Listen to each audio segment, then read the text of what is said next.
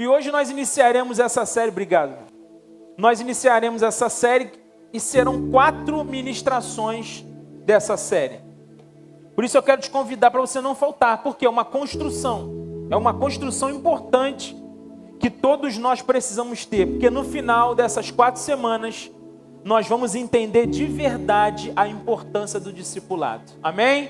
Então curve sua cabeça e eu quero orar com você. Pai, nós estamos aqui nessa noite, gratos por tudo que estamos vivendo. Sabemos que o Senhor tem grandes coisas para nós.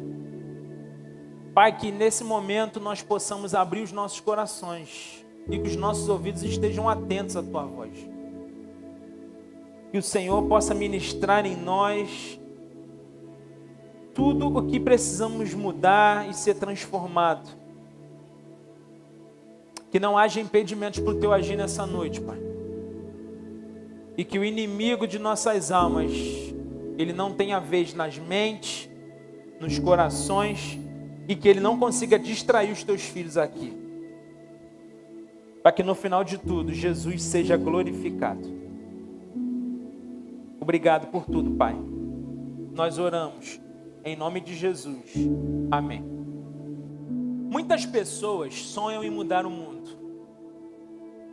Muitas pessoas desejam ver as famílias felizes. Muitas pessoas querem ver os jovens se libertando das drogas. Muitos querem ver as crianças estudando de verdade, avançando na sua vida. Muitos querem ver aqueles que estão vivendo fora da lei, dentro da lei, se arrependendo e voltando a viver uma vida na lei. A verdade é que todos nós desejamos viver em um mundo melhor. E esse desejo é sadio. Esse desejo, ele é válido, deve ser assim mesmo.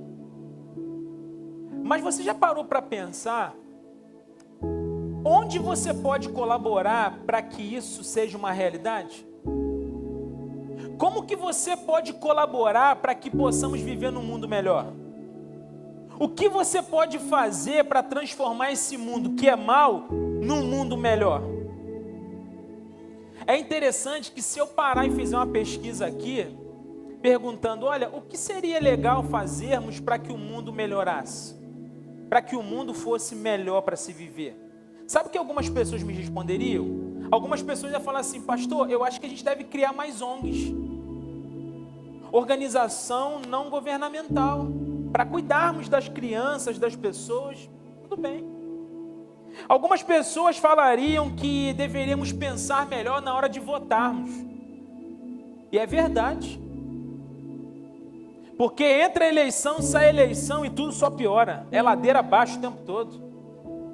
Nada melhora, nada melhora, não melhora. Essa é a verdade.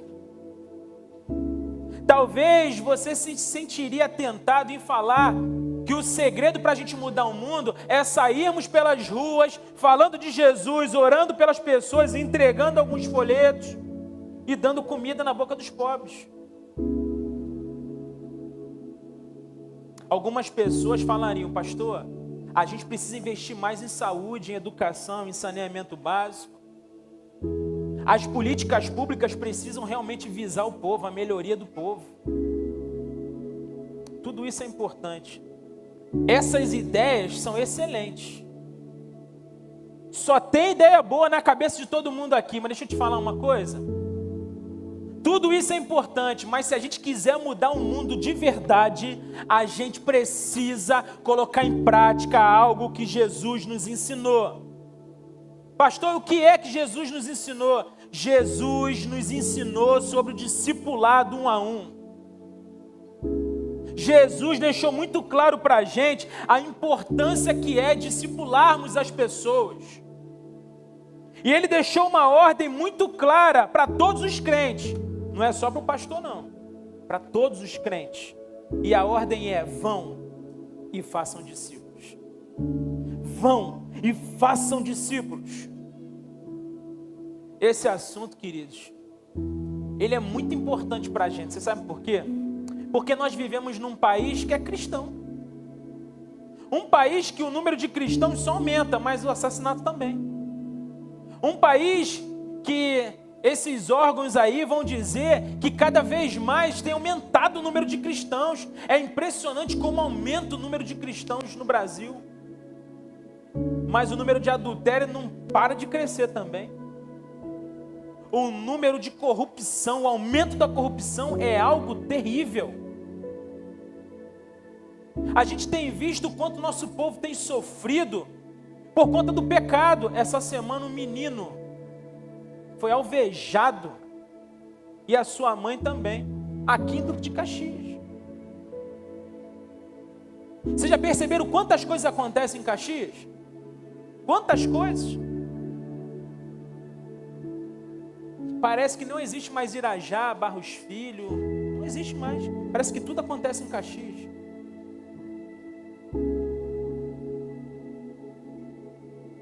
Nós estamos vivendo num país cristão, que quando a gente olha para a sociedade, a gente não vê nada de cristão. São centenas de CNPJs abrindo por dia, de lugares que são denominados igreja. Igreja. Mas aumenta o número de igreja e tudo piora. Por que, pastor, que isso está acontecendo? Porque nós não estamos discipulando as pessoas. E talvez você pense, nossa, que loucura. Quer dizer que agora o discipulado é a arma que a gente precisa para mudar o mundo? Você entendeu, parabéns. Você entendeu, pode parecer loucura, mas no final você vai entender o quanto nós estamos sendo negligentes com essa grande arma que o Senhor nos entregou. Falta discipulado para a gente. Não adianta abrir igreja se não ensinarmos o discipulado.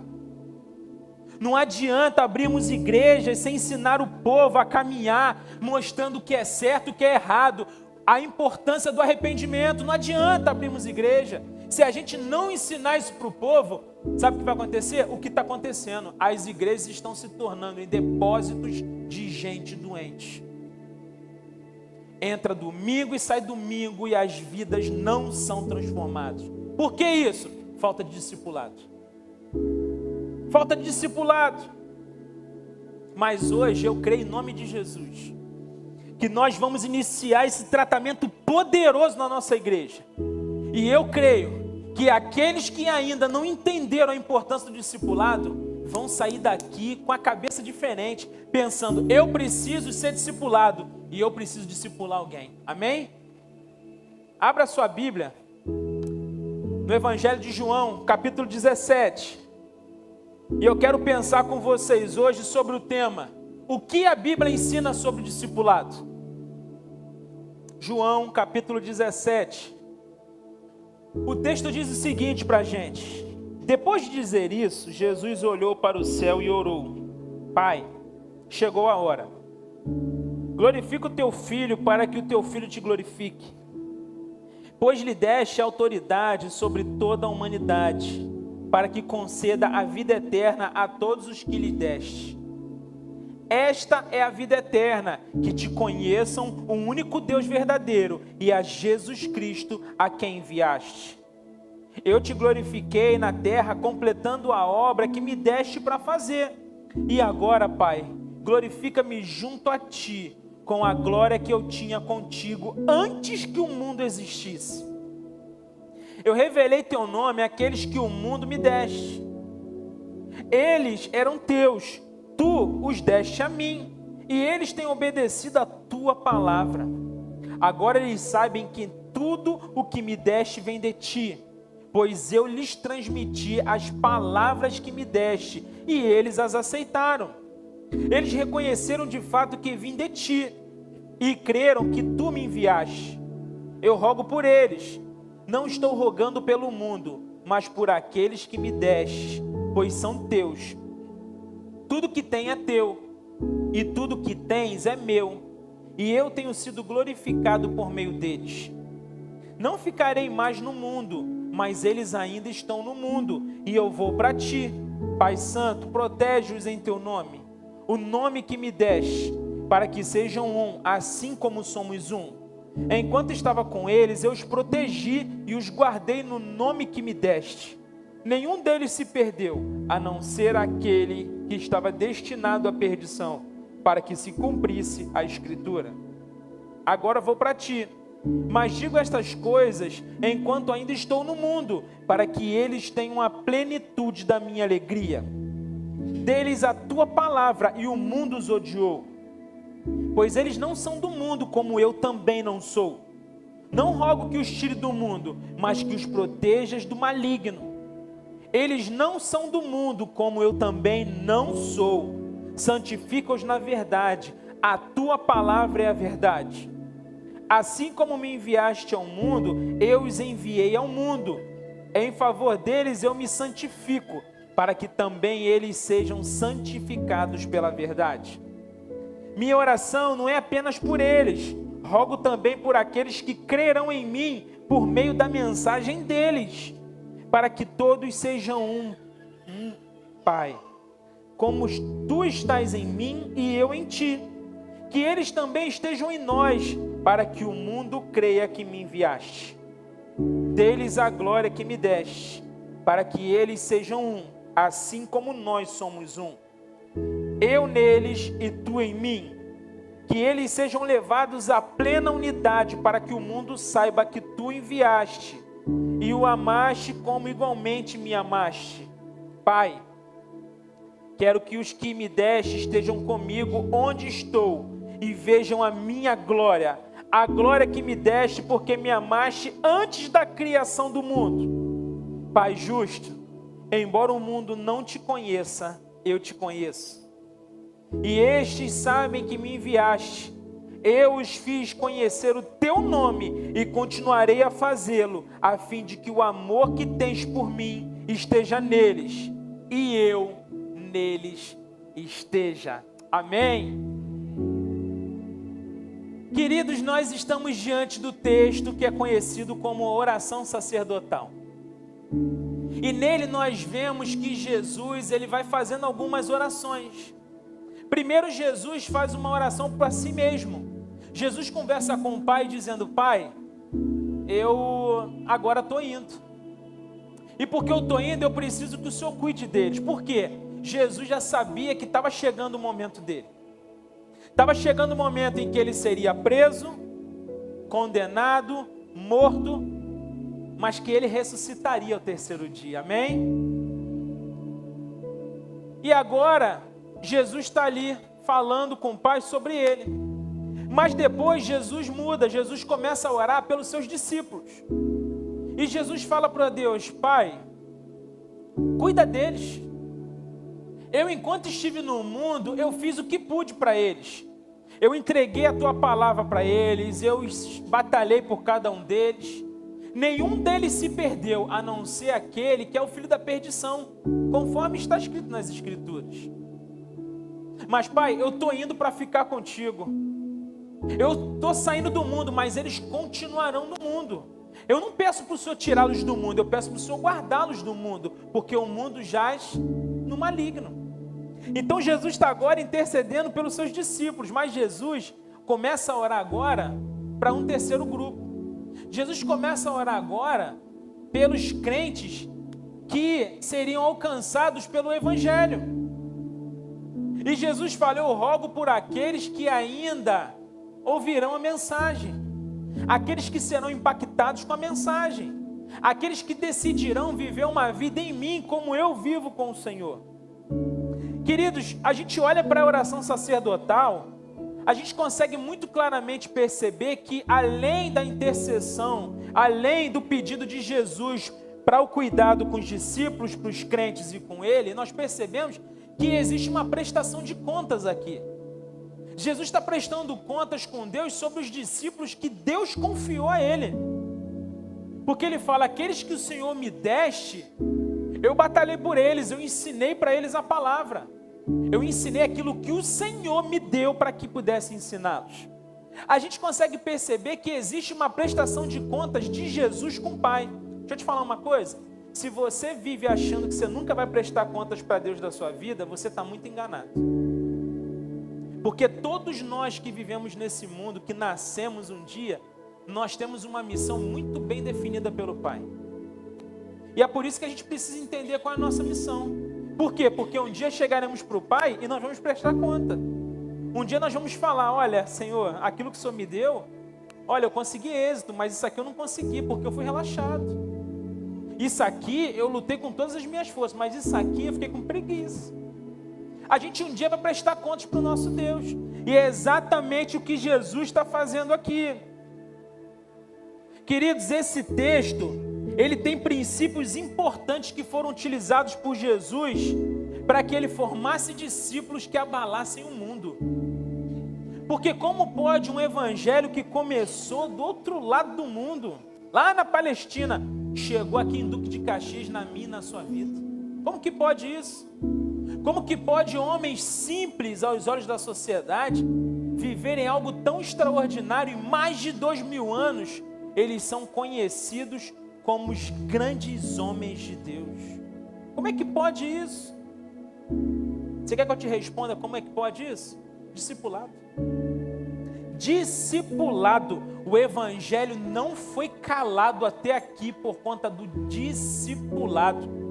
O Coliseu tentou, Roma tentou, os leões tentaram, todo mundo tentou parar a mensagem da cruz, mas 2000 anos depois, essa mensagem está viva em nossos corações. Por que isso? Porque Jesus aqui nos ensina princípios importantes acerca do discipulado. O que de fato a Bíblia nos ensina sobre o discipulado? Vamos lá? Primeiro, a Bíblia nos ensina que nenhum cristão terá glorificado a Deus e cumprido a sua missão se não produzir filhos espirituais capazes de se reproduzirem. Para resumir isso aqui, nós glorificamos a Deus quando nós cuidamos de pessoas e essas pessoas acabam cuidando de outras. Ou seja, aquele cuidado, aquele pastoreio que a gente entrega para as pessoas, essas pessoas vão se preparar e vão estar aptas para fazer o mesmo com outras. Quando nós fazemos isso, nós estamos glorificando a Deus. Pastor, onde que está isso no texto? Verso 4. O verso 4, olha na sua Bíblia aí. O verso 4 vai dizer para a gente: eu te glorifiquei na terra, completando a obra que me deste para fazer. Como que Jesus glorificou o Pai aqui? Fazendo aquilo que ele foi chamado para fazer. Ele falou: eu completei a obra que o Senhor me deu para fazer, e eu te glorifiquei assim. Queridos, Jesus está prestando um relatório para o Pai. Por quê? Porque 3 anos ele caminhou com esses homens, com os discípulos, e ele transformou esses homens em homens confiáveis para compartilharem a mensagem que eles receberam. 3 anos Jesus trabalhando com esses homens. Jesus tira esses homens de uma vida simples, uma vida rotineira como a nossa, e transforma a história desses homens. 3 anos. Esses homens simples, mas agora envisionados.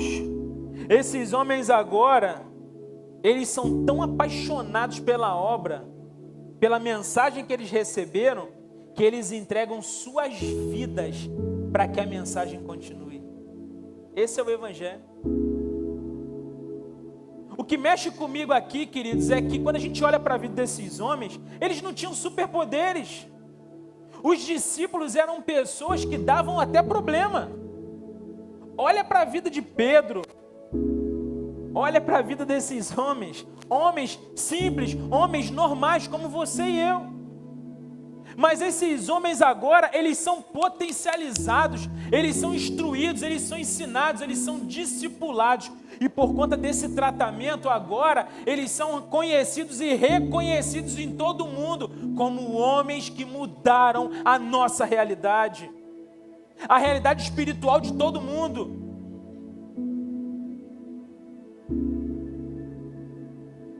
Sabe o que mudou na vida deles? Foi a convivência com Jesus. A convivência diária, o discipulado, o andar lado a lado. Aí talvez você sinta tentado falar: pastor, mas calma aí, Eu não sou Jesus para poder mudar a vida das pessoas assim. É de verdade, você não é Jesus. Dá para perceber. Quando a gente olha para a gente mesmo, a gente percebe muito claramente que nós não somos Jesus. Mas deixa eu te falar uma coisa importante. Não somos Jesus, mas devemos nos parecer com Ele. Fisicamente, nada a ver. Mas a nossa postura precisa ser igual. A nossa postura precisa ser igual. Queridos, esses homens foram transformados através do discipulado.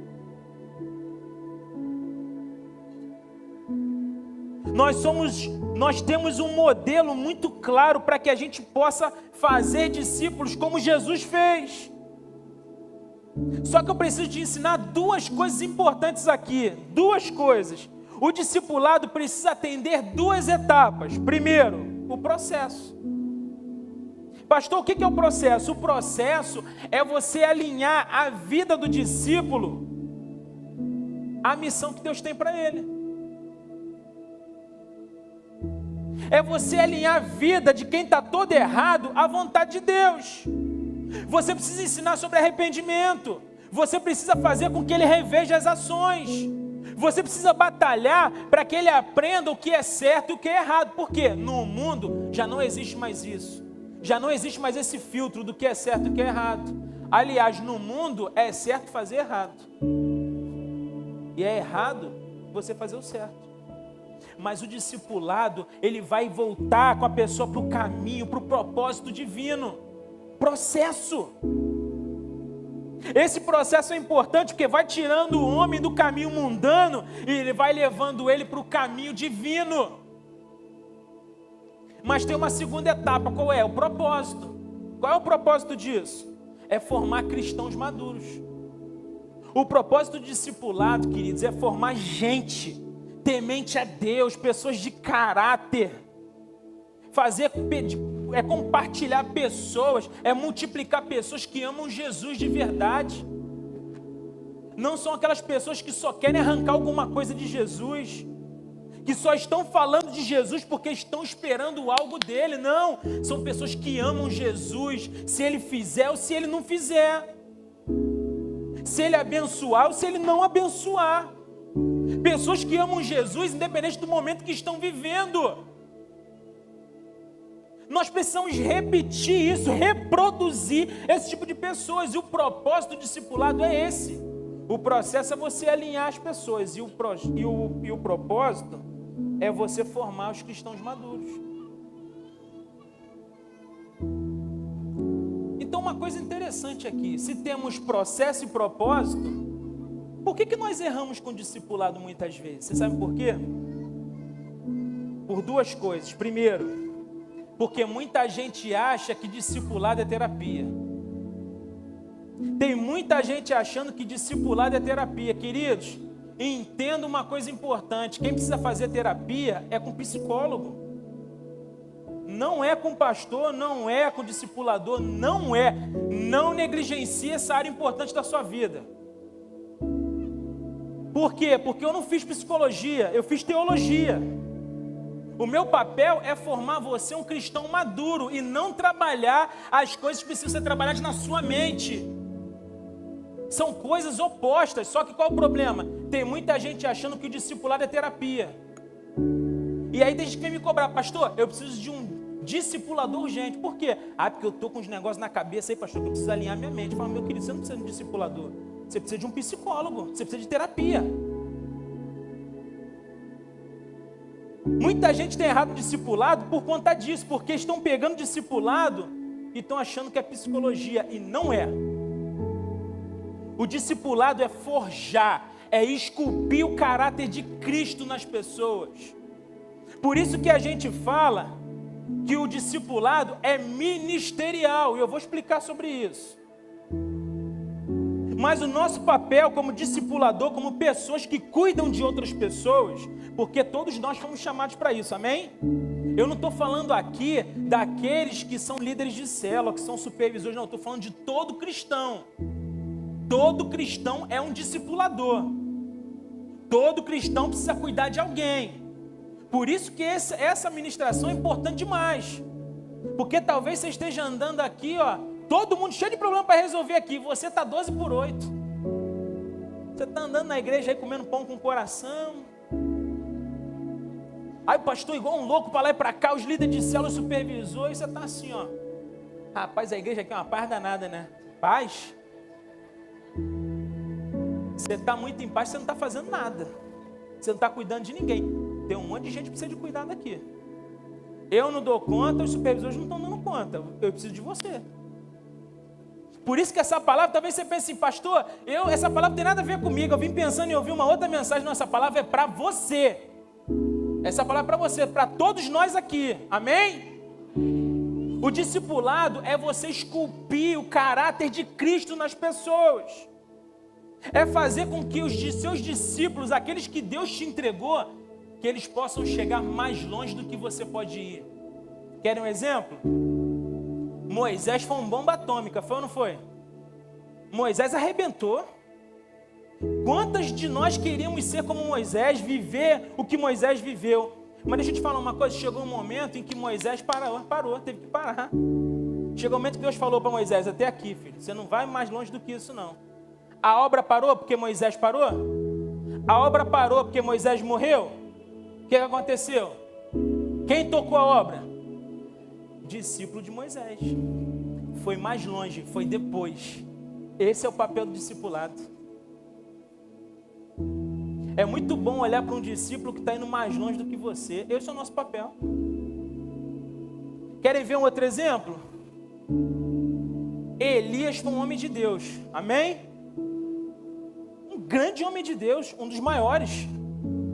Elias viveu coisas extraordinárias com o Senhor. Vocês lembram lá que os caras de Baal lá, e ele, poxa, vocês estão aí se cortando, se martirizando, gritando. Grita mais alto porque talvez o Deus de vocês é surdo. Ele ainda debochava dos caras que seguiam outros deuses lá. Ele falou, vocês podem fazer o que quiser, pede Baal fogo, que ele não vai mandar nem neve para cá. Quem é Baal? E os caras estão fazendo e tal.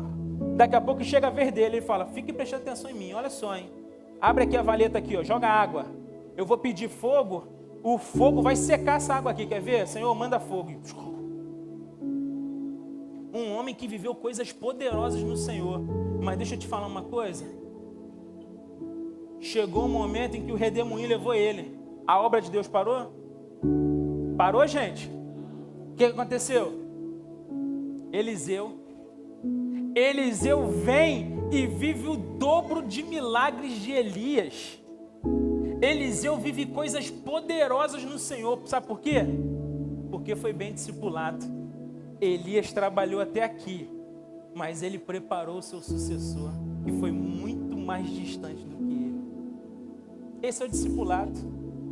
Esse é o discipulado.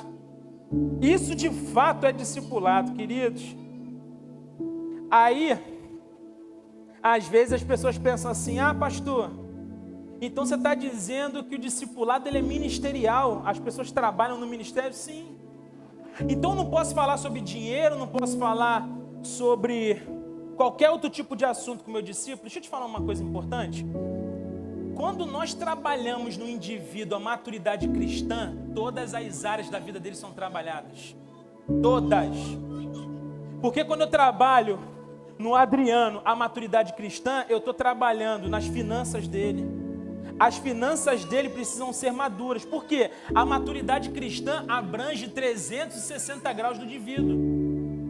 Se eu estou trabalhando com ele a maturidade cristã, sabe o que vai acontecer? Ele vai ser um melhor marido, ele vai ser um melhor administrador, ele vai ser um homem mais brando, ele vai buscar mais a Deus. Ou seja, eu trabalho com ele a maturidade cristã e ele está sendo trabalhado em todas as áreas da vida dele. Por que isso é importante falar, pastor? Queridos, isso é importante demais, sabe por quê? Porque quando a gente trabalha isso, entendendo que o discipulado é um trabalho para a maturidade cristã, a gente para de achar que é aquele que, eu não posso discipular um empresário porque eu não tenho dinheiro. Pastor, eu não posso discipular aquela pessoa porque ela tem doutorado e eu só fiz o 2º grau. Pastor, eu não posso discipular fulano que ele tem 3 filhos e eu não tenho nenhum. Queridos, o discipulado não tem nada a ver com isso. Para você discipular alguém, você precisa entender uma coisa importante. Você precisa ter amor, ter vida com Deus e um coração humilde e ensinável. É disso que você precisa para discipular alguém, para impactar a vida de alguém, para transformar a história de alguém. Você não precisa de títulos, você não precisa de nada disso. Você precisa amar a Deus sobre todas as coisas e amar o próximo como a si mesmo. Você só precisa disso. Hoje é dia da gente quebrar esses boatos com relação ao discipulado. Porque é a missão de todo cristão discipular alguém. E não é só discipular alguém não, tá? Você precisa discipular alguém que vai reproduzir aquilo que ele está aprendendo com você. Mas existe um segundo erro, sabe qual é? É achar que o discipulador só serve para ensinar. Discipulador não é título. Discipulador não é graduação. Discipulador é missão. Missão. O discipulador ele deve aprender com os erros e acertos do seu discípulo. Por quê? A gente fala que o discipulado é vida na vida, é uma via de mão dupla. Quando eu sento com os meus discípulos para poder ensinar alguma coisa, você pode ter certeza que eu saio aprendendo muitas. É via de mão dupla.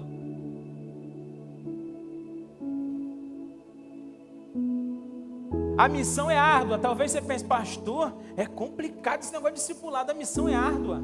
A missão não é fácil. Mas deixa eu te falar uma coisa importante. A gente só glorifica a Deus se a gente reproduzir discípulos que se reproduzem. Vale a pena ou não vale? Vale ou não vale? Claro que vale. Claro que vale. Mas em segundo lugar, o que a Bíblia ensina para a gente sobre o discipulado? A Bíblia ensina que o discipulado só avança conforme o aumento da confiança. Verso 7. Verso 7 vai dizer para a gente: agora eles sabem que tudo o que me deste vem de ti. Pastor, como assim? Jesus fala para Deus. Olha o que Jesus está falando para Deus aqui. Agora eles sabem que o que me deste vem de ti. Aquilo que o Senhor me entregou, agora eles estão sabendo que foi o Senhor quem me entregou. Por que Jesus está dizendo isso? Nas entrelinhas aqui fica claro que a confiança dos discípulos foi resultado de uma construção. Por quê, pastor? Mesmo eles sabendo que Jesus era Jesus, querido, Jesus era carpinteiro. Jesus, quando começou a caminhar com eles conheciam Jesus. Poxa, aquele não é o filho de José? Rapaz, aquele não é o carpinteiro? Aquele que fez aqueles móveis errados lá para casa, planejado?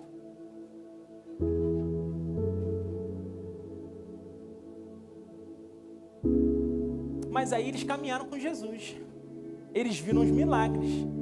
Eles viram a autoridade que ele tinha. Eles viram toda a unção que ele tinha. Eles viram todo o poder que ele tinha.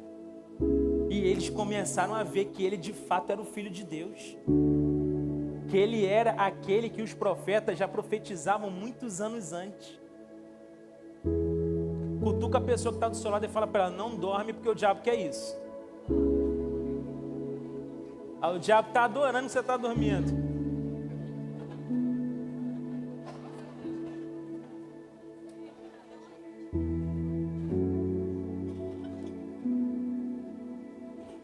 Jesus, quando aparece para esses homens, ele era carpinteiro. Mas é interessante que lá em Cesareia, as pessoas estão falando várias coisas sobre Jesus.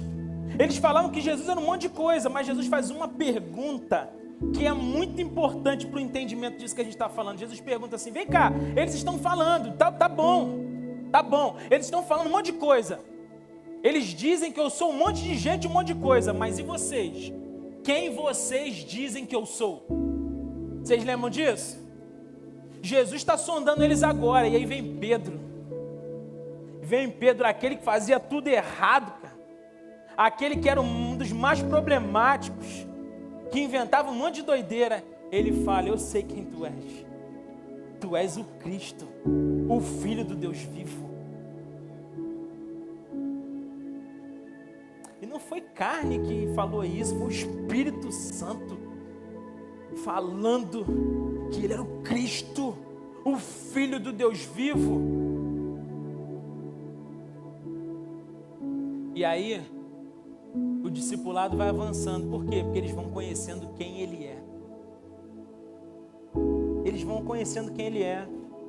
Às vezes, queridos, nós erramos muito na questão do discipulado. Sabe por quê? A gente acha que o discipulado é chegar assim e falar assim: vem cá, ô Augusto, começa a me contar seus pecados aqui, miserável. Aí o Augusto: pô, que isso? Não é isso. Existe uma construção. O Augusto vai entendendo quem eu sou de verdade. Sabe por quê? O Augusto, ele vai recebendo coisas que vêm de mim, porque eu recebo do Pai. Por isso você precisa entender algo muito importante: só entrega alguma coisa quem recebe alguma coisa.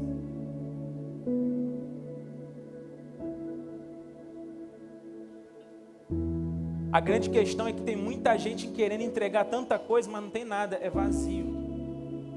A gente precisa se encher primeiro. Quando a gente estiver cheio, quando estivermos cheios, nós vamos transbordar naturalmente. Naturalmente. Não precisa forçar nada. Não precisa forçar. Jesus precisou de tempo para avançar no quesito confiança. Imagine você e eu. Pastor, mas por que é tão importante o discipulado? Porque o discipulado é uma ferramenta de cura para a gente. Confessem seus pecados uns aos outros e orem uns pelos outros para serem curados. A oração de um justo é poderosa e eficaz. Tiago 5,16.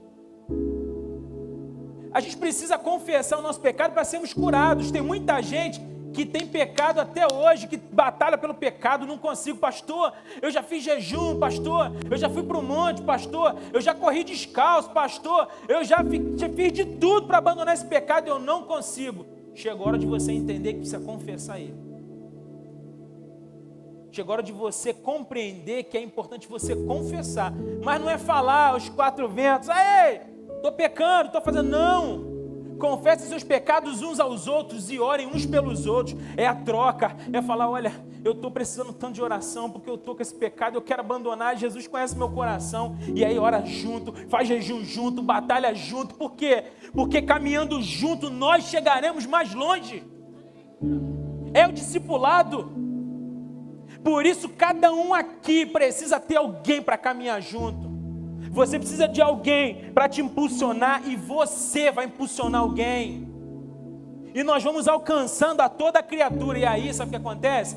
As nossas igrejas não serão mais depósitos de pessoas, serão um lugar de avivamento, de pessoas que realmente se arrependeram dos seus pecados, de crentes genuínos que amam Jesus e que entregam sua vida verdadeiramente para Jesus.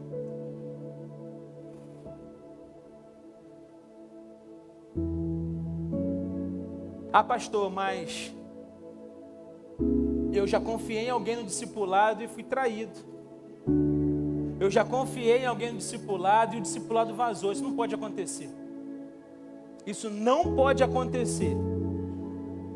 Ah, pastor, mas eu fui discipulado e a pessoa mandava na minha vida. Outra coisa que não pode.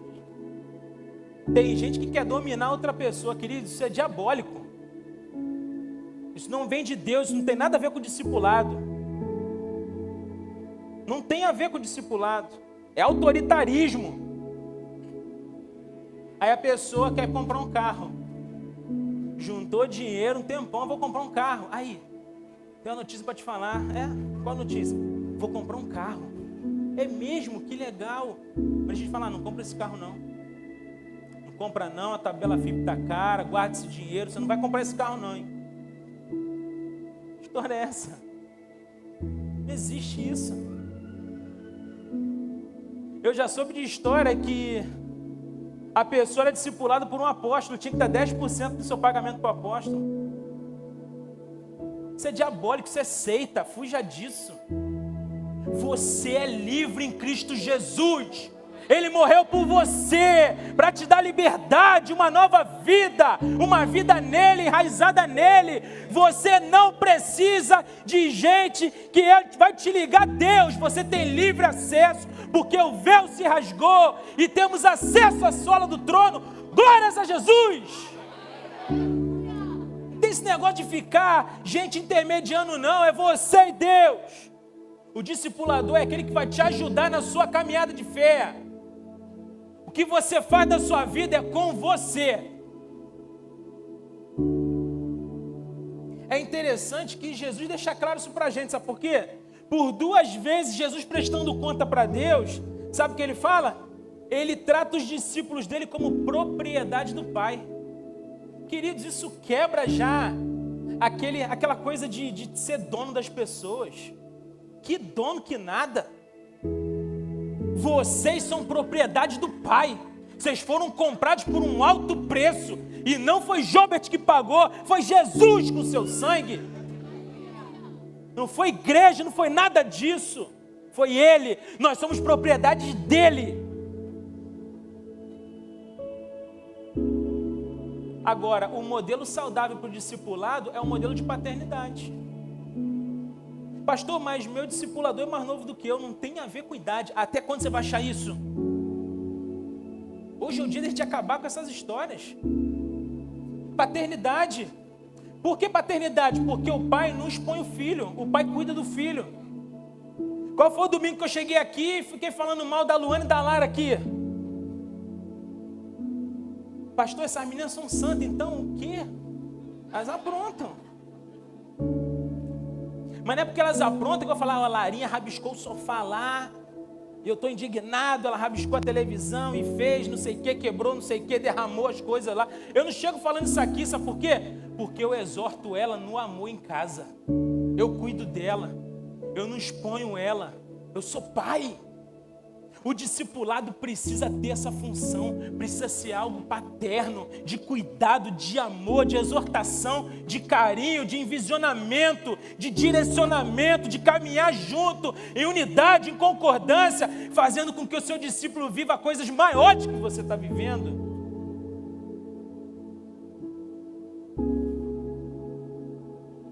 Mas o que a Bíblia ensina sobre discipulado para a gente finalizar? Ensina que a palavra de Deus é a base e a principal ferramenta para o discipulado. Palavra de Deus. Os versos de 8 a 14, Jesus fala algo muito importante. Jesus fala assim: eu lhes tenho transmitido as palavras que me deste, e eles as receberam, e verdadeiramente conheceram que saí de ti, e creram que tu me enviaste. Olha que interessante. Jesus fala, eu lhes tenho transmitido as palavras que me deste. Jesus não estava falando coisas que ele achava que tinha que falar. Jesus não chegava no discipulado e falava assim, sabe o que eu penso? Eu penso que você deve fazer isso. Não! Ele fala, eu lhes transmiti a palavra que tu me deste. Ou seja, o direcionamento que eu entreguei para eles veio do Senhor. Por que do Senhor? Porque Ele é a fonte inesgotável. O direcionamento dele é um direcionamento para vivermos a plenitude da vida. Os nossos são finitos, são inconstantes, são falhos, são limitados. Mas o dele é infinito, é constante, é poderoso e leva a gente para o caminho que ele quer. Por isso, discipulado, palavra. Palavra. Por conta disso, todos nós precisamos investir mais, sabe em quê? Em conhecimento e revelação. Quando eu falo para todo mundo aqui ler 10 capítulos por semana, não é à toa não. Não é à toa, sabe por quê? Porque você se torna um crente melhor, você se torna um pai melhor, uma mãe melhor, um funcionário melhor, um discipulador melhor, você tem o que compartilhar. Essa semana nós fizemos devocional em grupo a semana inteira. Como que o poder de Deus foi derramado sobre as nossas vidas. Quanta revelação do alto nós recebemos. Quantas coisas poderosas. Não é só ler Bíblia como um livro comum, não. É buscar de Deus a revelação. É buscar de Deus o entendimento. Para concluir, Nem sempre a transmissão da palavra será formal, como um estudo ou mensagem. A maior parte do que Jesus ensinou aos seus discípulos foi por método natural. Foi informal, na base de conversas e gestos. Sabe o que isso diz pra gente? Que a Joyce não precisa sentar com as amigas do trabalho e falar que sentem aqui, porque agora nós vamos ter um discipulado. Não precisa disso.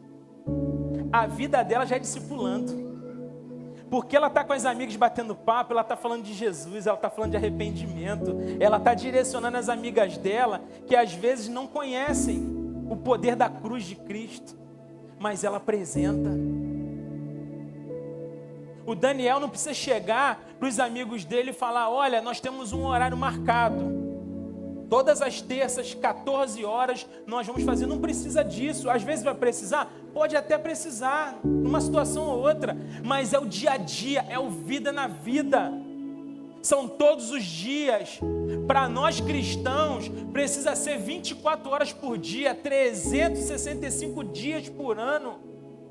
Toda a nossa vida é discipulando pessoas, é apontando para Jesus, é tirando o povo dessa miséria que é viver no mundo e mostrando que existe plenitude em Jesus. Discipulado.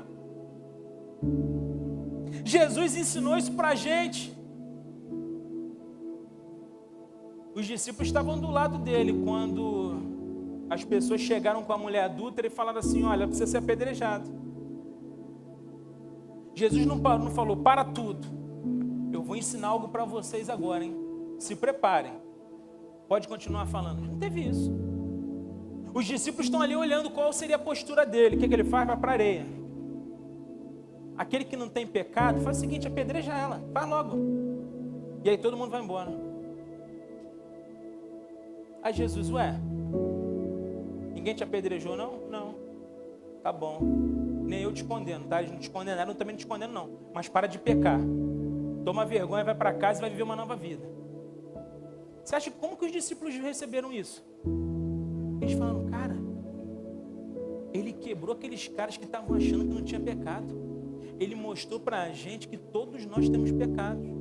Mas ele mostrou também que ele é misericordioso, porque mesmo a mulher merecendo ser apedrejada, ele liberou essa mulher para viver uma nova história. Cara, que é isso?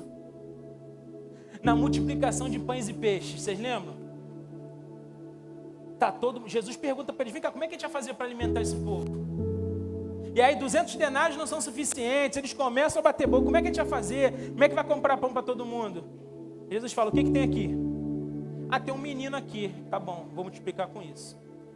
Eu fico imaginando eles olhando, falando, cara, a gente ficou pensando o tempo todo no dinheiro, mas a gente se esqueceu que ele tem poder que o dinheiro não compra. Ele faz coisas que o dinheiro não pode comprar. Ele é poderoso demais, cara. O que tem nas nossas mãos, ele multiplica. De forma informal. Ele vai mostrando coisas importantes, compartilhando coisas informal. É assim que a gente precisa agir. Que Deus possa, com todo o seu poder, colocar isso no seu coração. Ah, pastor, mas você está falando que eu posso ser um discipulador, pastor, que eu preciso cuidar de alguém, mas eu já fui adúltero, pastor. Eu ainda tenho vícios na minha vida, pastor, eu já abortei, pastor, eu já matei, pastor, eu já fiz tanta coisa errada. Ei, pare de olhar para o seu passado. Quando a cruz chega na nossa vida, existe o antes e depois de Cristo. Se Cristo chegou na sua vida, esteja preparado para viver o novo com Ele. E a partir de agora você se transforma num discipulador, em alguém que vai ganhar alguém para Jesus esse ano, que vai batizar alguém, que vai mudar a história de alguém. Depois da cruz, aquilo que fizemos é testemunho do poder de Deus. Sai daqui para viver uma nova história com Jesus. Deus te chama para o novo. Mas não é um novo para você ficar batendo asas aí como unicórnio, não. É para você viver de verdade o evangelho da cruz. Jesus está te chamando. Vem para a guerra. Chegou a hora de você ser relevante. As armas espirituais já estão com você. O general já está te dando a ordem para você avançar. Tome posse da sua missão e viva a sua missão em nome de Jesus e glórias a Ele. Curve sua cabeça, eu quero orar por você. Se você chegou até aqui sem entender até por que veio, se você chegou aqui duvidoso do que Jesus quer de você, eu tenho certeza que você recebeu algo. Eu tenho certeza que Deus ministrou em você tudo que precisava ser ministrado. Mas precisa ter uma decisão na sua vida hoje. Você precisa tomar uma decisão. Que decisão é essa? Você precisa se arrepender dos seus pecados e precisa entregar de fato sua vida a Jesus, porque senão nada disso faz sentido. Pastor, eu quero viver tudo isso. Eu quero ser alguém relevante, eu quero cuidar de pessoas, eu quero entregar minha vida para Jesus, eu quero viver tudo o que Jesus planejou para mim. Você quer? Você quer de verdade? Então, repita uma oração comigo no seu coração, não precisa repetir em voz alta. Repita no seu coração assim: Senhor, eu te entrego a minha vida. Faz de mim uma nova criatura e muda a minha história a partir de hoje. Eu me arrependo dos meus pecados e tomo a decisão de viver com o Senhor a partir de hoje. Que a partir de hoje não seja eu movendo a minha vida, mas que seja o Senhor me movendo. Eu oro em nome de Jesus. Amém. A igreja...